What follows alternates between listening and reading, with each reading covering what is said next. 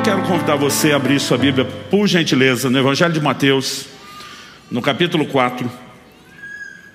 E nós vamos ler juntos do verso 1 até o 4. E esse texto vai ser tanto o nosso ponto de partida, como vai ditar o tom da nossa reflexão aqui. Mateus capítulo 4, de 1 a 4, eu vou ler na Nova Almeida atualizada. A seguir, Jesus foi levado pelo Espírito ao deserto para ser tentado pelo diabo. E depois de jejuar 40 dias e 40 noites, teve fome. Então o tentador, aproximando-se, disse a Jesus: se você é o Filho de Deus, mande que essas pedras se transformem em pães. Jesus, porém, respondeu: está escrito, o ser humano não viverá só de pão, mas de toda palavra que procede da boca de Deus. Você pode repetir comigo esse texto que Jesus cita em Mateus 4,4? Se você puder, diga depois de mim: o ser humano não viverá só de pão, mas de toda a palavra que procede da boca de Deus. Eu gostaria de chamar a sua atenção para o que de fato está acontecendo nesse texto. Às vezes a gente acaba assumindo algumas percepções erradas, incompletas. Eu, por exemplo, durante muito tempo, achei que o Espírito Santo guiou Jesus ao deserto para jejuar, e porque ele foi jejuar, acabou sendo tentado pelo diabo. O que a Bíblia diz é o contrário. A Bíblia diz que Jesus o levou ao deserto para ser tentado pelo diabo. E porque seria jejuar. Então, quando falamos de causa e consequência, entender o que vem primeiro, o que vem depois, faz toda a diferença. Eu e você vivemos um tempo de uma guerra e uma batalha espiritual talvez sem precedentes. E precisamos entender como podemos enfrentar esse tipo de guerra. Mas também quando o diabo tenta Jesus dizendo: se você é o Filho de Deus, mande que essas pedras se transformem em pães. Eu durante muito tempo achava que a tentação era para fazer Jesus quebrar o jejum. Mas Jesus já tinha terminado o jejum. Porque a Escritura diz: depois de jejuar 40 dias e 40 noites teve fome. A tentação não era para que Jesus quebrasse o jejum. A tentação era para que ele agisse como Deus e não como homem. Filipenses 2 diz que ele se esvaziou de si mesmo.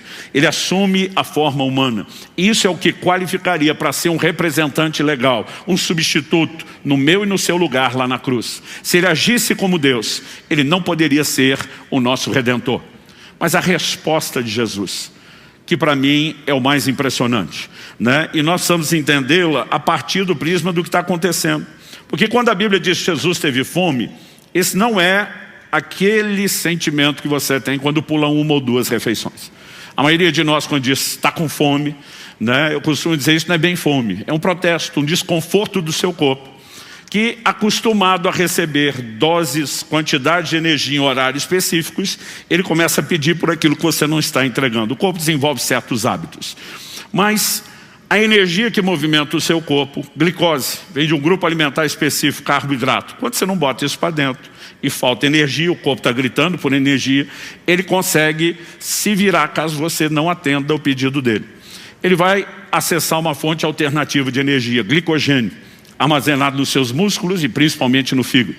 O que é o glicogênio? Glicose você ingeriu antes, numa capacidade maior do que o seu corpo podia, né, gastar, virou essa reserva. Essa reserva, em no máximo 3 dias, ela se esgota, ela é curta.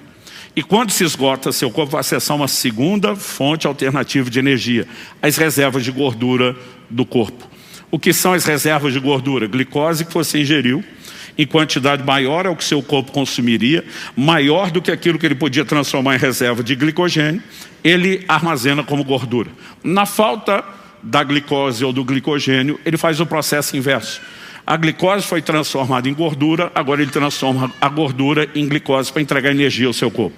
Quando você entra nesse processo de queima de gordura, depois do 3º dia, nós chamamos isso, a ciência chama isso de cetose, porque a queima de gordura libera corpos cetônicos. Já ouviu falar da dieta cetogênica? Ela força o seu corpo a entrar nesse estado de queima de gordura quando você deixa de comer glicose. Mas é exatamente isso que acontece no jejum. Por que eu estou dizendo isso? Porque depois que você entrou em cetose, você não tem mais fome. A maioria das pessoas acha o jejum difícil demais, porque normalmente nunca passou do 1º dia. Pastor, no 2º melhora? Piora. E o terceiro, melhor em relação ao segundo, mas ainda é pior do que o primeiro. Mas depois que você entrou em cetose, você não tem mais fome. Porque seu corpo trocou um alimento externo pelo interno, que é a reserva de gordura. Com o tempo, eu aprendi a cortar a glicose 3, 4 dias antes de entrar no jejum. Eu já entro no jejum sem fome. Então, você não tem fome. Eu já fiz vários desses jejuns de 40 dias. Eu nunca tive fome. Quando Jesus teve fome, a Bíblia está dizendo que ele esgotou as reservas de gordura. É a fome real. É quando o corpo vai entrar no modo de inanição, consumo de tecido vivo. Isso aqui, nós não estamos falando, gente, de vontade de comer. Nós estamos falando de desespero. Nós estamos falando do mais básico instinto humano dado pelo Criador sendo ativado, que é a luta pela sobrevivência. Esse é o momento onde, se Jesus não comesse, uma vez que decidiu viver como homem, diante das leis naturais e não, como Deus, ele não teria sobrevivido. E eu quero chamar a sua atenção, porque eu nunca conheci uma pessoa que entrou no modo de fome de inanição. Sabemos que há casos que isso acontece, mas nunca conheci para conversar e fazer perguntas. Mas por algo menor do que isso, Esaú estava disposto a vender o seu direito de primogenitura. Então tenta imaginar o quão desesperador é essa fome, quando todo o seu corpo está gritando por sobrevivência. É nesse momento que Jesus faz a declaração: nem só de pão viverá o homem, mas de tudo aquilo que procede da boca de Deus. O que ele estava dizendo: esse corpo pode estar desesperado no nível de fome que a maioria dos seres humanos nunca conheceu nem vai conhecer, mas dentro de mim há uma fome maior por outro alimento. Jesus está dizendo que eu e você não somos apenas carne, matéria, um corpo a ser alimentado. Nós também somos seres espirituais, e esse ser espiritual precisa de alimento para a subsistência, como a carne precisa, e o alimento espiritual é a palavra. Mas Jesus está exaltando a fome pelo pão sagrado celestial como algo que vem primeiro, antes do que o próprio desespero no nível que ele está por alimento. Isso tem me levado a fazer um questionamento: fome de quê está regendo ou guiando a minha e a sua vida? Uma pergunta importante. Há 3 anos atrás, exatos 3 anos atrás, eu estava pregando aqui pela primeira vez esse assunto que Deus trouxe muito forte ao meu coração, enquanto me levou a escrever o livro A Cultura do Jejum. Porque muitas vezes nós não percebemos o como a fome natural está afetando não é apenas o padrão de saúde das pessoas, mas a própria vida espiritual. Qual foi a primeira área de tentação e queda lá no Éden? Comida. Porque Esaú vendeu o direito de primogenitura, como mencionei agora há pouco, por causa de comida. Números 11 fala que aquela geração que sai do Egito, com sinais, prodígios e milagres da parte de Deus, nunca antes visto. Deus os tira da escravidão. Números 11 diz que eles ficaram com saudade de voltar para o Egito, por causa da comida. Qual foi a primeira tentação que o diabo apresenta para Jesus? Transforma essas pedras em pães. Outro dia alguém falou: mas Cristo, o último Adão, diferente do primeiro, não caiu. Falei, ponto para ele. Mas o diabo atacar na mesma área remete àquela máxima do futebol que nós usamos no Brasil: o time que está ganhando não mexe. Pensa num assunto que tem se mostrado algo delicado, não apenas quando falamos de saúde, mas pelo próprio prisma das coisas espirituais. O apetite, a fome, e se você gasta tempo prestando atenção na Escritura, é assustador. Tem levado muitas pessoas ao erro. Mas Jesus nesse momento está dizendo: eu fico firme, não há chance de você, Satanás, me derrubar, porque dentro de mim há uma fome maior por um alimento superior. E nós precisamos entender essa questão de fome. A partir desse questionamento, eu comecei a perceber na palavra de Deus o alto volume, a recorrência de abordagens desses exemplos. Então, em primeiro lugar, eu quero enfatizar aqui que não só Jesus está dizendo: olha, o homem não vive só do pão natural, que alimenta o corpo, mas também da palavra de Deus, que alimenta o espírito. Evidente que ele está deixando claro que nós temos 2 tipos de alimento. Por quê? Em João 3,6, Jesus diz para Nicodemos: o que é nascido da carne é carne, o que é nascido do espírito é espírito. E normalmente a gente diz: você não é um ou outro, você é tanto um quanto o outro, e precisa dos 2 tipos de alimento. Mas há vários momentos nas Escrituras onde a ideia dos 2 tipos de alimento, ela é apresentada não apenas como: olha, nós precisamos dos 2, mas muitas vezes a ênfase é que um alimento pode interferir na maneira como nós lidamos com o outro. E aqui nós estamos falando de como o natural pode afetar o plano espiritual. Em Lucas, no capítulo 8, no verso 14, na parábola do semeador, Jesus fala que uma semente caiu entre espinhos. Em outro evangelho, a Bíblia diz que os espinhos cresceram. Porque esse é o tipo de coisa que você não se livra dele, ele cresce, ele aumenta na sua vida. Mas Jesus, em Lucas 8,14, explica. Ele diz o que são os espinhos. Foram sufocados com as preocupações, as riquezas e os prazeres dessa vida. Ele fala de 3 coisas que podem ser interpretadas como espinhos que sufocam a ação da palavra. Preocupações, riquezas, prazeres. Sabe o que é curioso? A nossa relação com o alimento mexe nessas 3 áreas.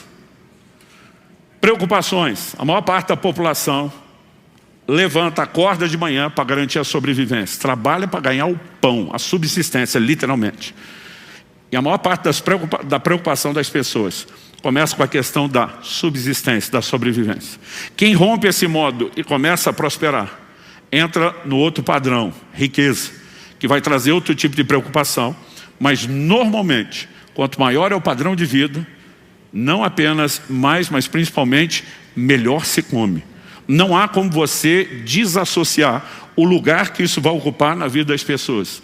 Mas quando Jesus fala de prazeres, ele também está falando de um assunto que, de novo, vai envolver alimento, né? Deus nos deu paladar. É lógico que existem motivos fisiológicos para isso. Quando a glicose entra na sua boca, o seu pâncreas já reconhece e já está produzindo insulina para pegar aquela energia, distribuir. Mas Deus também queria que a gente tivesse prazer, porque senão ele poderia gerar a mesma percepção para o corpo reagir, sem que a gente sentisse muita diferença nisso. Na doutrina bíblica, nós podemos dizer que a relação com comida também envolve prazer, e eu não quero falar contra isso. Mas o que eu e você precisamos perceber é que há inúmeros textos que falam que o excesso com a relação de algumas coisas, inclusive alimentar, ela pode ofuscar a nossa percepção em relação à necessidade ou à importância do alimento espiritual. Olha o que diz Lucas 21:34, vou ler na tradução brasileira. Guardai-vos, para não suceder que os vossos corações fiquem pesados com o excesso no comer, no beber e com os cuidados dessa vida. O Evangelho de João nos mostra no capítulo 4, quando Jesus chega em Sicar, junto ao poço de Jacó, em Samaria. E a Bíblia diz que ele encontra uma certa mulher ali junto ao poço. Os discípulos haviam saído para buscar comida, né? O verso 8 diz que eles foram à cidade comprar alimentos, Jesus fica lá. Quando chegam, Jesus está conversando com a mulher. E João 4, de 31 a 34, diz assim: enquanto isso, os discípulos pediam a Jesus, dizendo: mestre, coma. Mas ele diz: tenho para comer uma comida que vocês não conhecem. Então os discípulos começaram a dizer entre si: será que alguém lhe trouxe algo para comer? Jesus lhes declarou: a minha comida consiste em fazer a vontade daquele que me enviou e realizar a sua obra. Eles chegam, Jesus está ministrando a mulher. Mas eles interrompem Jesus, diz: mestre, coma. Tipo, não tem nada mais importante do que isso. E Jesus manda essa: a minha comida consiste em fazer a vontade daquele que me enviou e realizar a sua obra. Isso significa o quê, gente? Quando falamos de alimento espiritual, a maioria de nós pensa que o pão é apenas a leitura bíblica, a meditação bíblica, ou no máximo você sentar a ouvir uma exposição de pregação e ensino como essa. Mas Jesus está dizendo que fazer a vontade, cumprir e obedecer a palavra é alimento.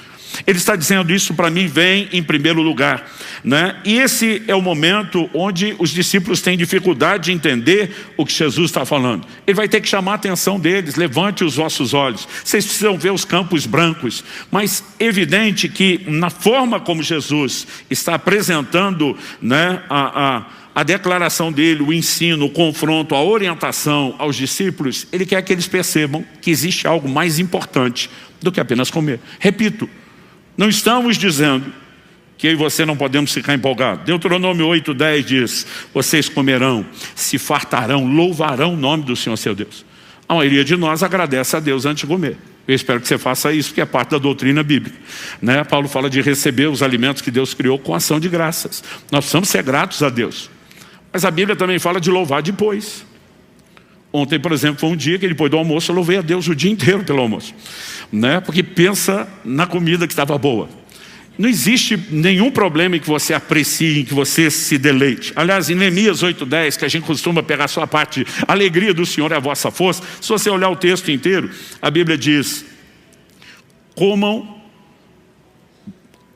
comam carnes gordas, bebam bebidas doces, mandem porções aos que não têm nada preparado para si, porque esse é dia consagrado ao nosso Senhor. E não fiquem tristes, porque a alegria do Senhor é a força de vocês. Estava falando de uma festa solene, todo mundo ia sentar para comer, se regozijar juntos, e ele diz, nós vamos nos alegrar no Senhor. Ou seja, nós não estamos dizendo que não pode haver deleite, que não existe, né, algo que se praticar de forma adequada não dê problema, mas o que eu e você precisamos entender é que a Bíblia fala da possibilidade de que uma coisa afete a outra. Segundo lugar, quando Jesus nos seus ensinos, e não apenas nosso Senhor, mas ao longo de toda a Escritura, quando a Bíblia fala tanto de fome como de saciedade, nós precisamos entender como essas coisas se relacionam não só com o alimento natural, mas também com o alimento espiritual. Salmo 42, 2, minha alma tem sede de Deus, do Deus vivo. Quando irei, me apresentarei diante da face de Deus. Mateus 5, 6, bem-aventurados os que têm fome e sede de justiça, porque serão saciados. Ele está falando de fome, que não é por alimento natural, mas também está falando de saciedade, né, que não vem do alimento natural. Em João 6,35, Jesus diz, eu sou o pão da vida, quem vem a mim jamais terá fome, quem crê em mim jamais terá sede. À medida que olhamos para as Escrituras, a gente percebe não só que tem dois tipos de alimento, mas que não só no natural como no espiritual, a Bíblia também fala de fome e saciedade. Dito isso, eu queria que você observasse uma declaração que o próprio Jesus faz no Sermão do Monte. Isso foi registrado por Lucas. Lucas capítulo 6, verso 21. Bem-aventurados são vocês que agora têm fome, porque serão saciados. Ele está falando de fome e saciedade. Eu, durante muito tempo, achava que Jesus, lendo esse texto, estava falando de fome natural, saciedade natural. Bem-aventurado vocês que têm fome, alguma necessidade. O Pai cuida de vocês, vai suprir. Vocês estarão saciados. O problema é que alguns versículos depois, em Lucas 6,25, Jesus diz, ai de vocês que agora estão fartos, porque vocês vão passar fome. E aí, se Jesus estiver fazendo as duas declarações no plano natural, nós temos uma coisa confusa. Então vamos para a primeira. Bem-aventurados vocês que têm fome, porque vocês serão saciados. Deus diz, está com fome, eu te promovo para outro lugar, eu te trago para a saciedade. Só que agora que o cara veio para cá promovido por Deus, Deus diz, ai de vocês estão fartos, porque vocês vão ter fome. Então ele é trazido de novo para cá. Mas quando ele volta para cá, entra em vigor a outra declaração, bem-aventurados vocês que têm fome, porque serão saciados. Gente, nós estamos falando de um loop sem fim, ilógico. E não é assim que a Escritura trabalha. O que eu e você precisamos entender é que Jesus não estava falando meramente de questões naturais. E talvez a melhor forma da gente entender, né, o que ele está dizendo, vocês têm fome. Ao longo de toda a Escritura, o interesse é algo, né, que eu costumo chamá-lo de a moeda de troca no reino de Deus. E muitas vezes ele é apresentado com a alegoria da fome, é apresentado com a alegoria da sede. Né? O que significa isso? Né, o interesse ser a moeda de troca. Não estou falando de compra literal, mas Jesus usa essa alegoria no livro do Apocalipse. Ele aconselha o anjo da igreja de Laodiceia, aconselho-te que de mim compres ouro refinado pelo fogo, vestes brancas para que te viste, colírio para ungir os teus olhos a fim de que você veja. Ele não está falando de comprar com dinheiro, mas o que ele está dizendo é, você me oferece algo para acessar o que eu tenho, e isso se chama interação. Mesmo quando a gente fala da graça, onde não tem mérito, Romanos 5,2 diz, pela fé temos acesso à graça. Para acessar o que Deus está disponibilizando, a gente tem que entrar com algo. E nós precisamos entender que para acessar as coisas de Deus tem que haver interesse. O próprio Jesus no Sermão do Monte diz, não deis aos cães aquilo que é santo, e não deis pérolas aos porcos. Ele não estava achando que alguém ia sair jogando pérola de verdade, literalmente, para os porcos. Mas o que ele está dizendo, você não entrega algo de valor para quem não reconhece o valor daquilo. Agora a pergunta é, Deus nos mandaria fazer algo que Ele primeiro não faça? Se Ele está dizendo que não é para a gente dar algo de valor para quem não reconhece o valor, você acha que Ele vai entregar? Se existe algo que é uma chave para que a gente possa acessar um lugar diferenciado da comunhão com Deus, das manifestações do seu poder, se chama interesse. Muitas vezes é apresentado na alegoria da fome, outras da sede. Você olha para Isaías 44, 3, o Senhor diz, derramarei água sobre o sedento. Por que sobre o sedento? Porque Ele vai aproveitar a água, porque Ele não vai desperdiçar a água, porque Ele está valorizando a água. E diversas afirmações bíblicas, nós vamos encontrar exatamente as mesmas declarações. Como por exemplo, Isaías 55, 1. Ah, todos vocês têm sede, venham às águas. Vocês têm dinheiro, venham, comprem, comam. Sim, venham e comprem, sem dinheiro e sem preço, vinho e leite. Como é que se compra sem dinheiro? Normalmente, para quem não tem dinheiro, a gente diz que é o 0800, o vulgo na faixa, é doação. Mas Deus está dizendo, você vai comprar. Você tem que vir com alguma coisa. Deus está dizendo, você tem sede, eu te dou água. Você tem fome, eu te dou comida. Né? Eu vou entregar aquilo que você, de fato, almeja. E quando falamos disso, nós precisamos entender a importância de fome ou sede no plano espiritual. Só quando Jesus, e eu quero voltar agora no Sermão do Monte, diz, ai de vocês que agora estão fartos, porque vão passar fome. Ele não está falando do farto, barriga cheia, literal. Ele está dizendo de gente que está aproximando de Jesus sem interesse pelas coisas espirituais. E ele está dizendo, quando a fome bater, vai ser tarde. Porque existe uma janela de oportunidade para que se aproveite. E vocês não estão aproveitando. E quando vocês tiver fome, ela não mais será atendida. Isso concorda com a profecia de Amós. Em Amós, no capítulo 8, nos versos 11 e 12, a Bíblia diz, eis que vem dias, diz o Senhor Deus, em que enviarei sobre a terra fome, não de pão, sede, não de água, mas de ouvir as palavras do Senhor. Durante muito tempo eu estava só, Amós 8:11, falando de uma coisa boa. Porque eu creio de fato num despertamento divino que vai trazer fome, que vai trazer sede. Mas aqui Deus estava trazendo uma palavra de juízo. Se você olhar os versículos anteriores em Amós 8, de 4 a 7, os israelitas estavam sendo julgados porque haviam se fartado do pecado. E agora Deus está dizendo, eu vou enviar fome de algo que vocês nunca costumaram consumir. Fome e sede da minha palavra. Mas no verso seguinte, o 12, ele diz, andarão de mar a mar, do norte ao oriente, correrão por toda parte procurando a palavra do Senhor, mas não a acharão. Ele diz, a hora que a fome entrar, vocês não podem mais ser saciados. E essa fome não será mais um meio de acesso ao que eu tenho a oferecer. Será só um juízo para vocês se fartaram de outras coisas. Deixa eu tentar explicar isso melhor. Quando eu era criança, mamãe estava preparando o almoço. Esse desenho costumava acontecer no culto de domingo. Domingo, eu e meus irmãos, a gente brincava que era o dia da fome. A gente ia cedo para a igreja na época que tinha a escola bíblica dominical. E a gente pegava 2, às vezes 3 ônibus para chegar na igreja. Então tinha que sair cedo. Depois da escola bíblica dominical tínhamos um culto. E quando o culto terminava, papai era o pastor que atendia todo mundo. Então a gente fechava a igreja. Depois mais 2, 3 ônibus para voltar. Nem sempre ela conseguia deixar o almoço adiantado no dia anterior. Então, às vezes mamãe chegava. Normalmente eu lembro que domingo era o dia que ia rolar macarronada, até porque era mais rápido. Mas a gente estava desesperado. Mas assim, morto de fome. Agora se a gente falasse para a dona Zendi, que está sentado ali na primeira fila, e pedisse para comer alguma coisa antes, era assim, um risco potencial de dona Zeni soltar os 4 cavaleiros do Apocalipse para cima da gente. Porque ela dizia, se vocês comer porcaria antes, a hora que eu colocar comida de verdade, vocês não têm mais fome, não têm apetite. Isso era na época que as mães eram raiz. Hoje elas estão muito Nutella, né? Mas na época que mãe de verdade agia desse jeito, a gente nem ousava.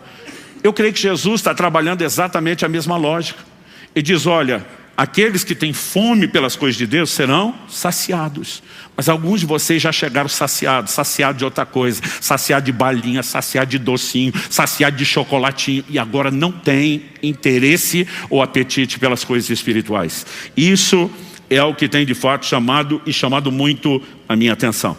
Eu comecei a perceber nas Escrituras o quão sério esse assunto é, a ponto de podemos declarar que a fartura natural pode contribuir com indiferença espiritual. Ela não é automática, mas pode. Deuteronômio capítulo 8, eu quero ler de 11 a 14. Deus começa dizendo, tenham o cuidado. Tenha cuidado, preste atenção, fique esperto, abre o olho. Ou, se a gente for usar a linguagem pentecostal mais raiz, vigia, varão. Tenha o cuidado de não se esquecer do Senhor seu Deus, deixando de cumprir seus mandamentos, seus juízos, seus estatutos que hoje lhes ordeno. Como que alguém esqueceria de Deus? Vamos continuar.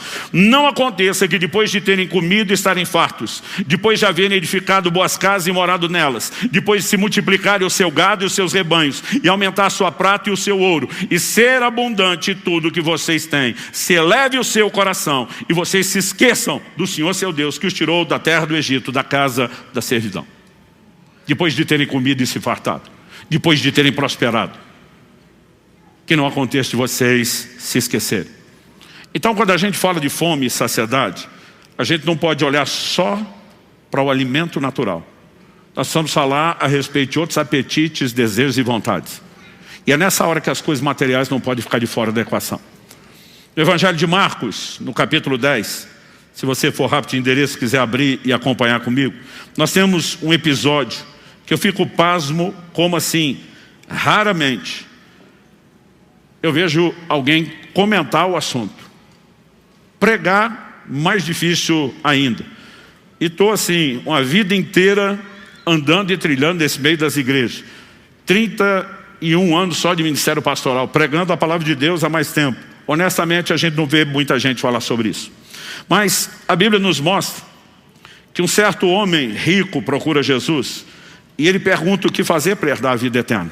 Jesus diz, guarda os mandamentos. Ele falou, eu estou fazendo isso. A Bíblia diz em Marcos 10, 21 que Jesus, olhando para ele, o amou.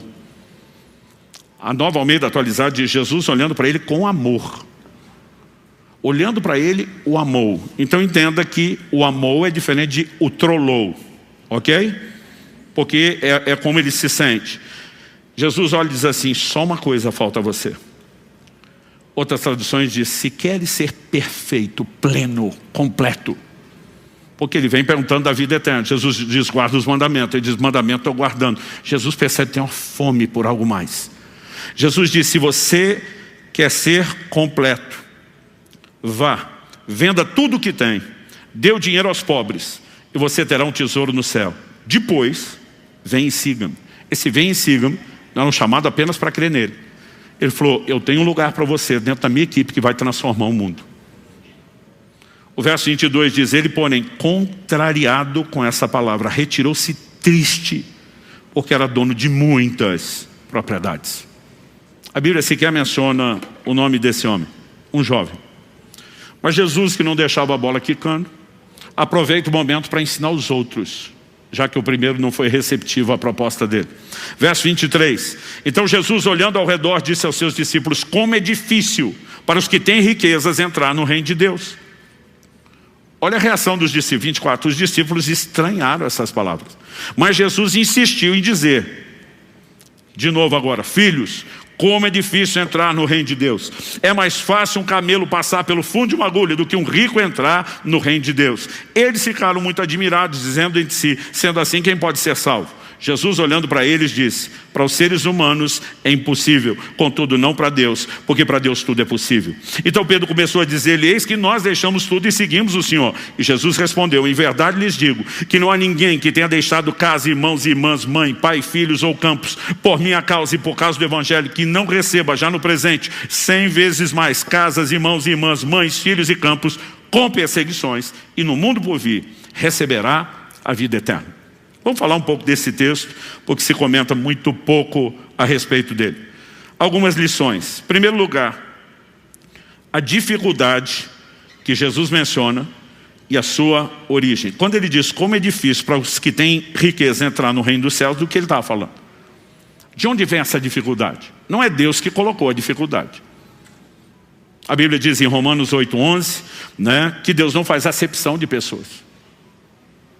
Então, se por um lado Tiago escreve e diz que ninguém poderia dentro da igreja favorecer o rico em detrimento do pobre, a ordem inversa permanece aos olhos de Deus. O rico também, aos olhos dele, não vai valer menos do que o pobre, porque todo mundo é igualmente valorizado e amado aos olhos de Deus. Então, a diferença não vem de Deus. Então, se não é Deus que estabelece a dificuldade, e a dificuldade está lá porque Jesus está dizendo que é difícil para os que têm riqueza entrar no reino de Deus, por lógica, por eliminatória, a gente conclui que quem dificulta a sua própria entrada no reino é o próprio rico e não Deus. Então nós temos a origem da dificuldade, ela procede do próprio rico. Agora vamos entender outra coisa. A gente tem que separar a diferença entre dificuldade e impossibilidade, são duas coisas distintas. Quando Jesus começa a falar da dificuldade de alguém ser salvo, os discípulos já dizem, desse jeito ninguém vai ser. Jesus diz, ei, o que é impossível para o homem, é possível para Deus. Jesus estava falando o quê? Eu não estou falando de impossibilidade, porque nós servimos o Deus do sobrenatural, o Deus que transforma impossibilidades em possibilidades. Jesus está dizendo, dificuldade é uma coisa.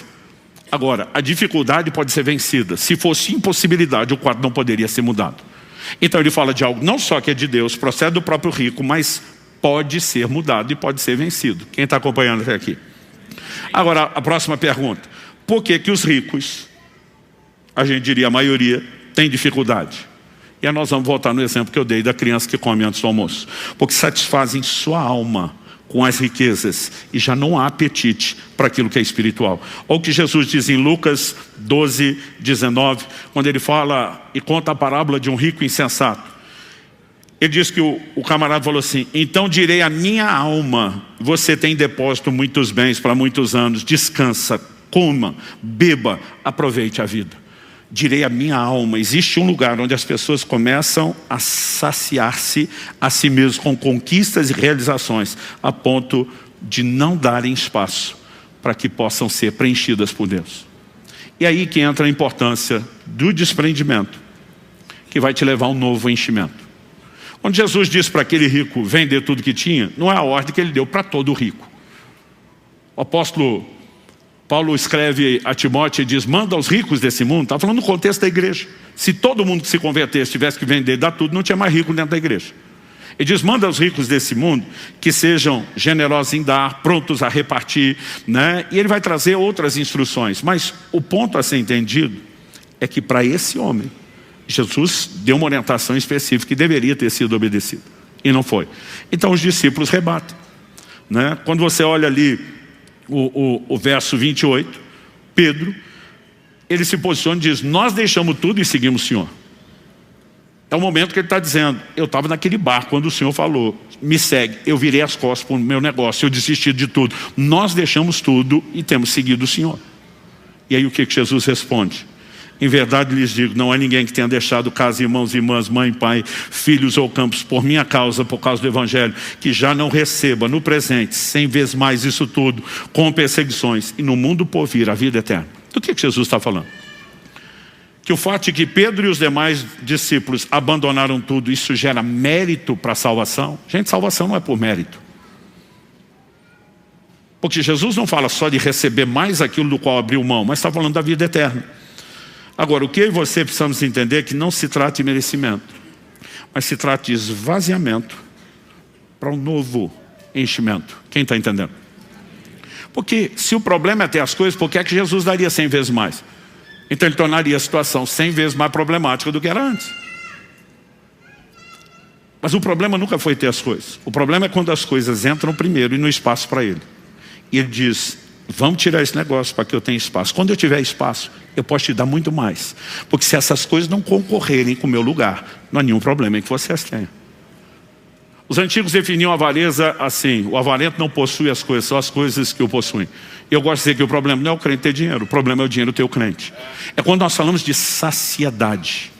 É quando nós falamos de um lugar onde nós colocamos nossa confiança, onde nós colocamos realização. E a maioria dos crentes não tem noção do como isso os impede de entrar num lugar de saciedade espiritual. Isso me leva ao terceiro e último tópico da minha mensagem.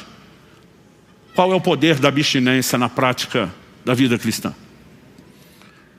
Quando você olha desde o Antigo Testamento, a abstinência era o comum.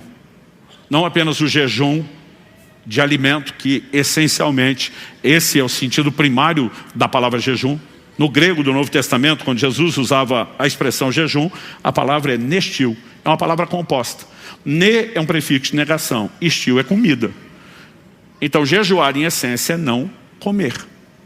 Só que ao longo dos séculos, na maioria das línguas, a palavra jejum virou sinônimo de qualquer tipo de abstinência. Então às vezes você está lendo uma matéria, né, que um jornalista escreveu uma matéria esportiva e ele vai mencionar determinado time que está em jejum de títulos.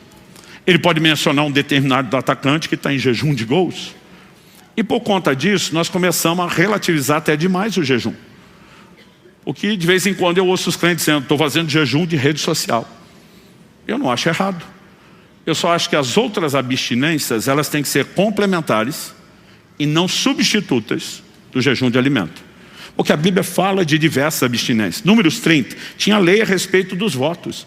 E Deus diz assim: quando alguém fizer um voto, uma oferta voluntária ao Senhor, com a intenção de afligir sua alma. O que é isso? Ele iria abrir mão de algo que ele gostava muito.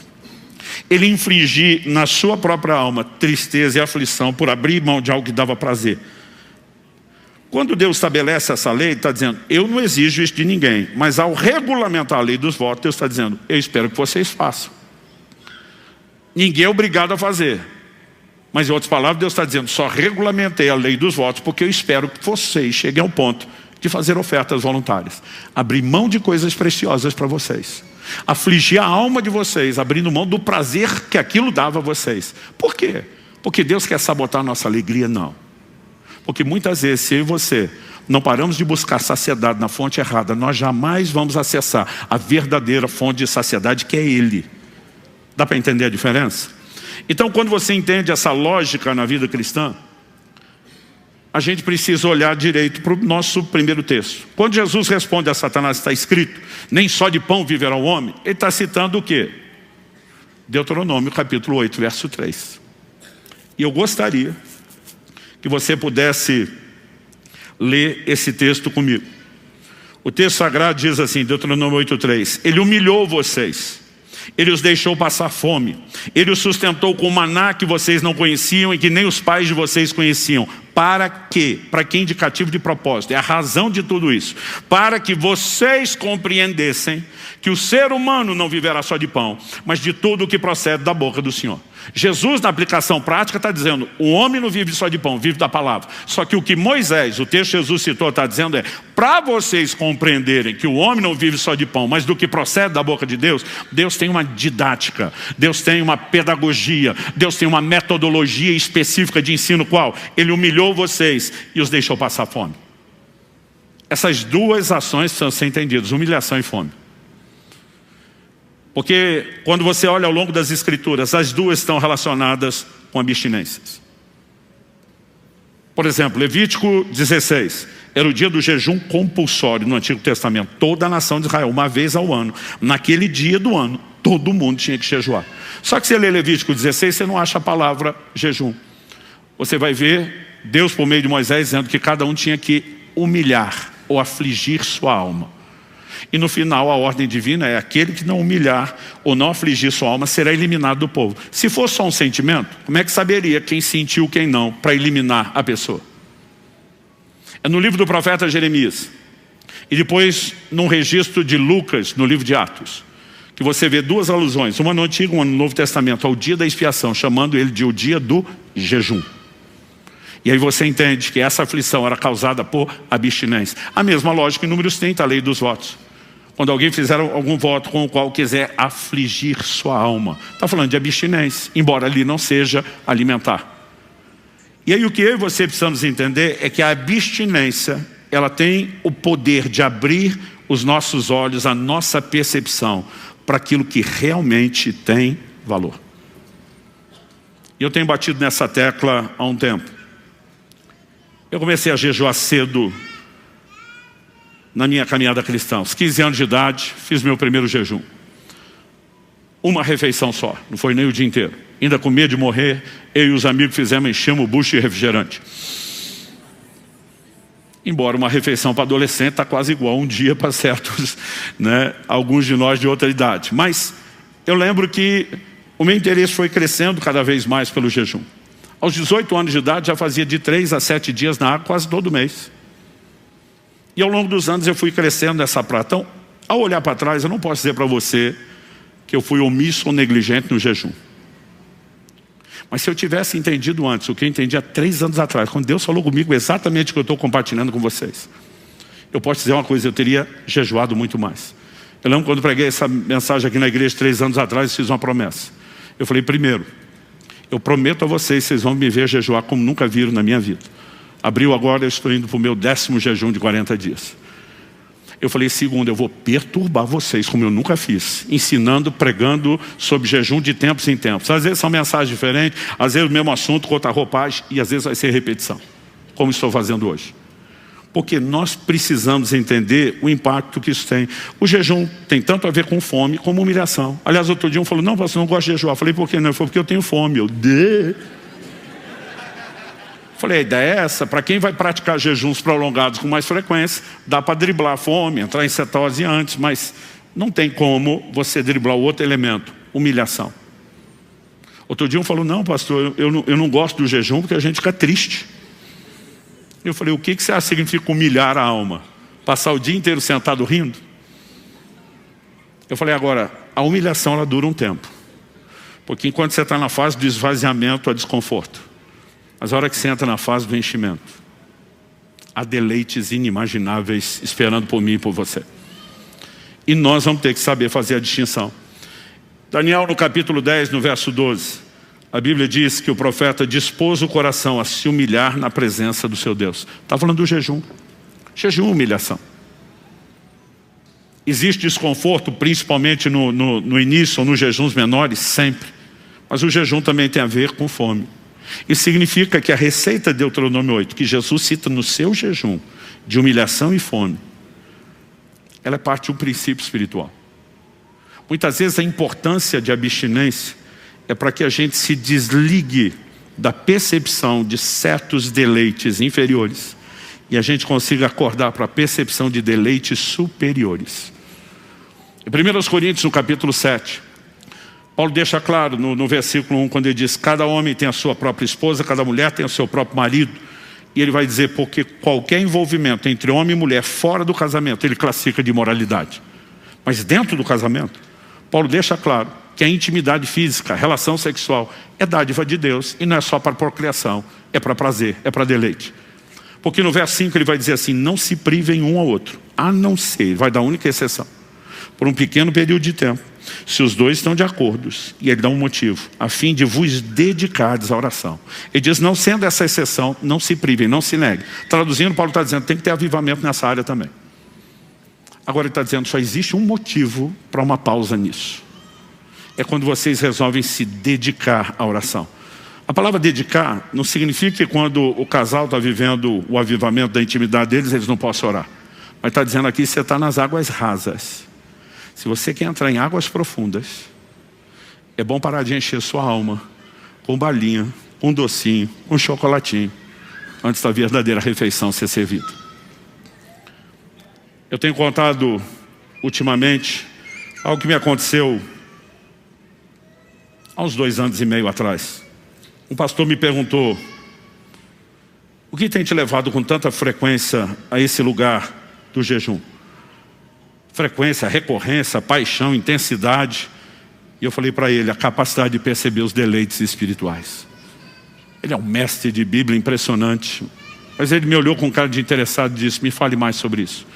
E eu contei a história, que eu já devo falar 3 vezes aqui nos últimos 2 anos e meio. De como no jejum seu paladar fica apurado. E eu contei para ele de como num evento, poucos dias antes da minha conversa com ele, eu pedi o sumo do limão, né, o suco do limão, para eu colocar na água num período de jejum. E quando o garçom trouxe e eu provei aquilo, estava doce. E eu chamei ele, dizendo, amigo, só queria limão, não era limonada. Ele falou, mas isso é limão. Eu falei, impossível, está doce. Ele falou, impossível, digo eu, que vi o cara da cozinha espremer. Eu provei a segunda vez, está doce. Aí ele coçando a cabeça, sem acreditar, o pastor na minha frente pega, prova, faz uma cara de azedo, diz, pelo amor de Deus, Subirá, isso aqui é limão puro, não tem nada de doce. Eu pensei que estava doido, provei a 3ª vez, continuava doce. Ele achou que o doido era ele, provou a 2ª vez, fez cara de azedo de novo. Todo mundo na mesa quis provar, entrar no tira-tema, eu quase fiquei sem limão. Todo mundo fez cara de azedo. E eu estou ali tentando entender, eu não estou doido. E eu me lembrei do jejum. O jejum, seu corpo passa por uma limpeza. Não tem a concorrência daquela disputa de tantos sabores no paladar. O paladar fica absurdamente aguçado. Então, normalmente as pessoas dizem, água não tem gosto. A gente diz, quem jejua discorda. Tem muita diferença de gosto de uma água para outra. E naquele momento eu conseguia perceber a frutose, o açúcar natural do limão, que ninguém conseguia perceber naquela mesa. E eu contei isso para o pastor, dizendo o que o jejum faz pelo meu paladar, fisiologicamente. Ele tem produzido na minha vida espiritual. Porque muitas vezes eu estou com a Bíblia aberta. E a pergunta é, isso sempre foi doce desse jeito? E eu que não percebia? Ou em alguns momentos de oração e adoração, a minha pergunta para Deus é, eu estou te servindo a vida inteira e isso era doce desse jeito e eu ainda não sabia? Só que na mesma conversa que eu tive com esse pastor, eu falei para ele, mas outros dias, antes de eu estar aqui com você, depois do limão, eu estava com outro grupo de pastores, sentei com eles à mesa só para ter comunhão, não ia comer, e observei que um deles no final Pegou como sobremesa uma salada de fruta. Para quem o limão está doce, você imagina as outras frutas? Só que eu vi o abençoado virando uma lata de leite condensado em cima daquilo aqui, foi me dando um desespero. A vontade de voar por cima da mesa no pescoço dele, gritar com ele, dizer: você não precisa disso, você está estragando o doce da fruta. Mas a primeira coisa que eu lembrei é, quando eu consumia açúcar feito doido como ele, eu também não sentia mais o doce da fruta. E se ele não passar pelo processo que eu passei, de tirar o açúcar, ele jamais vai sentir o doce da fruta que eu sei que está lá. E naquela hora eu pensei, não adianta brigar. Ou ele passa pelo processo, ou nada do que eu falar vai fazer sentido para ele. Onde eu quero chegar? Quando o apóstolo Paulo está dizendo que marido e mulher às vezes podem e até deveriam dar uma pausa na intimidade, ele não está dizendo que isso é errado. Assim como quando a gente deixa de comer, a gente não deixa de comer porque comer é errado. Mas ele está dizendo que às vezes você tem que dar uma pausa no leite condensado para resgatar a percepção do verdadeiro doce, o doce da fruta. Deus sempre esperou ser a fonte da nossa saciedade. E de alguma forma o ser humano busca tudo, às vezes mesmo servindo a Deus, mas nós sempre temos uma busca complementar, tentando encher nossa alma com outras coisas. E nunca haverá saciedade verdadeira. Tudo aquilo que a gente acha estar saciando está apenas nos distraindo de realmente usufruir algo diferenciado que é em Deus. Eu sei que quando a gente fala do sobrenatural, quando estamos falando nesse fim de semana, a maioria só pensa nos milagres, nas intervenções de Deus. Mas nos últimos anos, meu grande desespero pelo sobrenatural é ter mais acesso à presença dEle, entrar nessas águas mais profundas. E à medida que eu e você começamos a pausar essas coisas, a gente percebe que muitas vezes se forçar a ter fome, se forçar a se privar de uma certa saciedade no natural, vai permitir que você entre num nível de reconhecimento e percepção da verdadeira fome, a fome por Ele. Eu lembro que 2 anos atrás minha mulher olhou para mim depois de uma experiência que eu tive de entrar num lugar de deleite de Deus que eu nunca tinha experimentado. Ela olhou para mim e falou: você está em crise? Eu falei: estou. Ah, foi a crise dos 50, eu já estava com 50 anos. Eu falei: não, eu cheguei aos 50 sem crise. Eu falei: a gente está vivendo a melhor fase em tudo. Nosso casamento, nossos filhos crescidos, casados, a adolescência, nos tornamos avós, a igreja. Eu falei: não tem área que a gente olhe que a gente não esteja vivendo o melhor momento. Falei até financeiramente. As primeiras décadas, esse ano vamos completar 30 anos de casamento, falei, era só a semeadura. Agora que a colheita começou. Ela falou: então qual é a crise? Eu falei: amor, durante anos a gente quis tanta coisa que a gente não podia. Ela falou: é verdade. Eu falei: agora que a gente pode, eu não quero mais. Ela falou: deve ser um sinal de maturidade. Eu falei: tomara, porque senão é autossabotagem. Ela falou: mas qual é a crise? Porque está tudo bem você não querer mais. Eu falei: a crise é ficar pensando por que é que nós perdemos tanto tempo querendo essas coisas, achando que elas nos satisfariam, para agora só depois de perceber que a gente pode ter acesso, que elas nunca vão gerar preenchimento. Eu não estou dizendo que elas não possam ser desfrutadas, mas elas têm que ser botadas no seu devido lugar. Eu falei: a gente podia ter usado muito melhor a verdadeira fonte de preenchimento do que a gente estava usando antes. Mas a gente estava distraído, preocupado, desejando, sonhando em ter essas coisas, como quem pensa, o dia que a gente alcançar, nossa vida vai ser melhor. Nós vamos ter mais alegria ou realização. Deixa eu te dizer, esse é um grande engano. E há uma voz vinda do coração de Deus, do trono de Deus nesse tempo. Ele não está nos chamando apenas para jejuar, para quebrar a força da carne. Não está nos chamando apenas para nos tornar mais sensíveis e nos preparar para as experiências com o sobrenatural. Existe algo mais forte do que isso. O jejum quebra o centro de gravidade. O centro de gravidade da terra puxa para baixo. O centro de gravidade do reino de Deus para cima. Buscar as coisas que são do alto, pensar nas coisas que são de cima.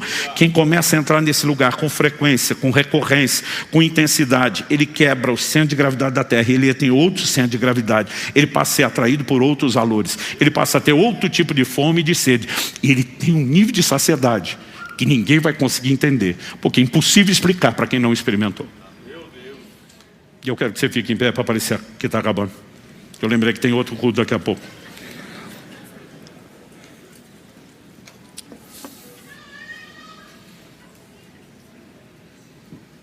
O apóstolo Paulo diz: o que para mim era lucro, eu considerei perda. Ele diz: na verdade tenho todas as coisas, considero tudo como perda, por causa da sublimidade do conhecimento de Cristo Jesus, meu Senhor.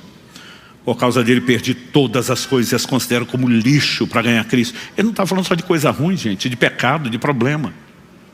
Aqui Paulo está dando perdido em tudo, até as coisas boas da vida. Ele diz: isso é lixo, isso não vale nada. Ele não está dizendo que você não pode usufruir. Ele está dizendo: antes era importante, antes eu dava valor, elas tinham muito valor. Mas quando eu entrei e acessei a sublimidade do conhecimento de Cristo Jesus, e eu descobri esse nível de importância e valor, comparado com esse novo entendimento, aquilo que antes parecia importante, desvalorizou, perdeu a importância. Em outras palavras, Paulo está dizendo: eu estou me lixando para essas coisas. E uma das maiores crises dos últimos anos começaram a ser marcado pelo jejum frequente.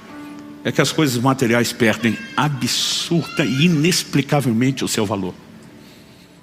Elas não te atraem, elas não te preenchem.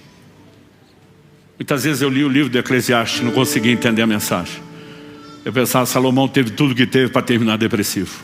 Quando ele está dizendo tudo é vaidade.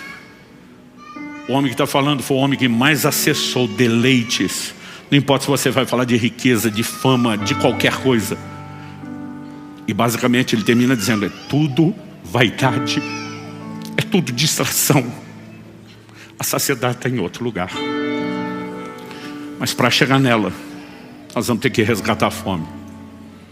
E para resgatar a fome, nós vamos ter que parar de encher a barriga de doce e balinha, porque senão não haverá apetite para as coisas espirituais.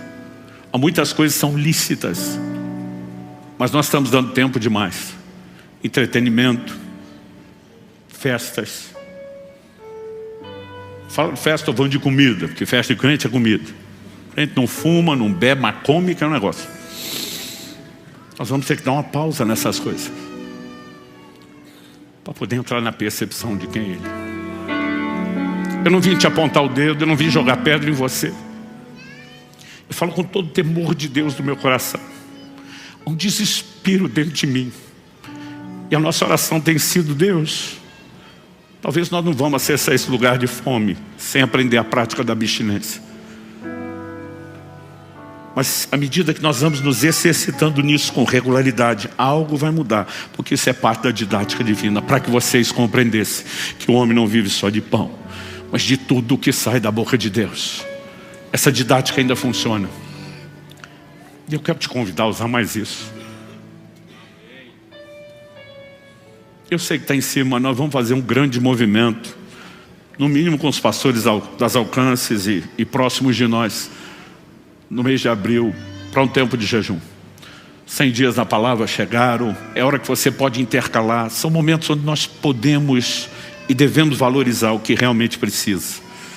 Pai, eu oro por cada um dos meus irmãos e irmãs. Eu oro para que aquilo que o Senhor começou aqui agora não termine no final dessa reunião. Eu oro que nenhum de nós te trate como uma torneira a ser fechada ou um interruptor a ser desligado ao final deste culto. Eu oro que aquilo que o Senhor começou continue. E não só continue, eu oro que cresça, que ganhe espaço dentro de cada um de nós e que cumpra o seu pleno propósito. Nós te agradecemos não apenas pela palavra, que gera instrução, que provoca a nossa própria fé e uma resposta ao Senhor, mas que externa o seu convite amoroso de um Deus que anseia nos encher e preencher como nada nessa terra jamais poderá nos preencher. Mesmo aquelas boas coisas que o Senhor mesmo nos presenteou. Nós oramos por um novo tempo de despertar. Nós oramos por uma fome espiritual nunca antes experimentada no nosso meio. Nós oramos por sede pelas coisas de Deus de uma maneira como nunca antes vivenciamos. Nós oramos por dias de despertamento. Nós oramos por dias de percepção ao teu chamado para um lugar mais profundo, onde não apenas veremos mais milagres, mas também onde teremos uma comunhão maior e experiências maiores. Nós clamamos por isso em nome de Jesus e para a glória de Deus. Se você crê e concorda, diga amém. Se você recebe essa palavra, diga eu recebo em nome de Jesus. Confira esta outra linda pregação, que pode tocar seu coração e inspirar sua fé.